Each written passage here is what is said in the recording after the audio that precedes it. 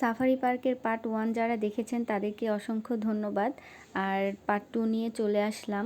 আসলে ভিডিওটা অনেক বেশি লং হয়ে গিয়েছিল, তাই ভাবলাম যে এটা 2টা পার্টে করি। তার জন্য এই তো দ্বিতীয় পার্ট নিয়েও চলে আসছি।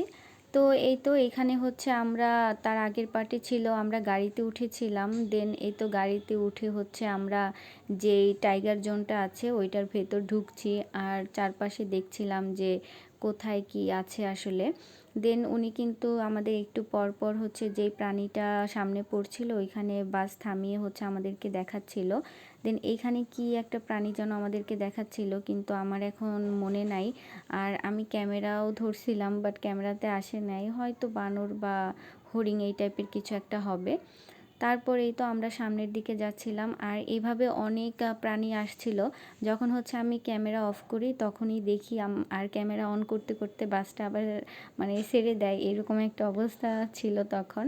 কিন্তু অনেক মজা করছি, যেটা আমার অনেক ভালো লাগছে।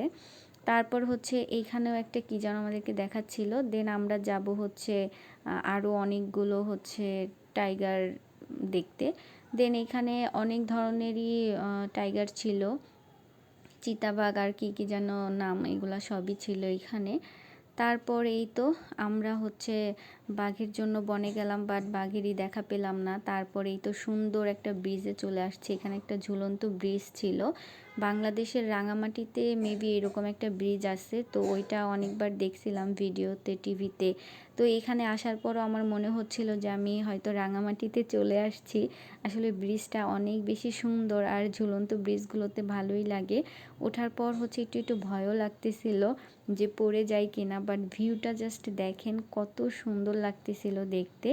তো আমার তো বেশ ভালো লাগছে দেখে। আর এখানে হচ্ছে কিছু কাঠ দেয়া ছিল, মানে ওগুলো দেখে মনে হচ্ছে যে এখানে হয়তো কাঠ নাই, পড়ে যাব নিচে, এই যে এরকম ফাঁকা ফাঁকা টাইপের।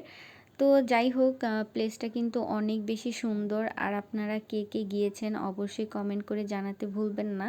আমার কিন্তু অনেক ভালো লাগছে প্লেসটাতে এসে। আর এখানে বড় বড় অনেক বড় বড় হাতি ছিল। তো আজকের ভিডিওটা এই পর্যন্তই। সবাই ভালো থাকবেন, সুস্থ থাকবেন, আর কেমন লাগলো অবশ্যই কমেন্ট করে জানাবেন। আল্লাহ হাফেজ।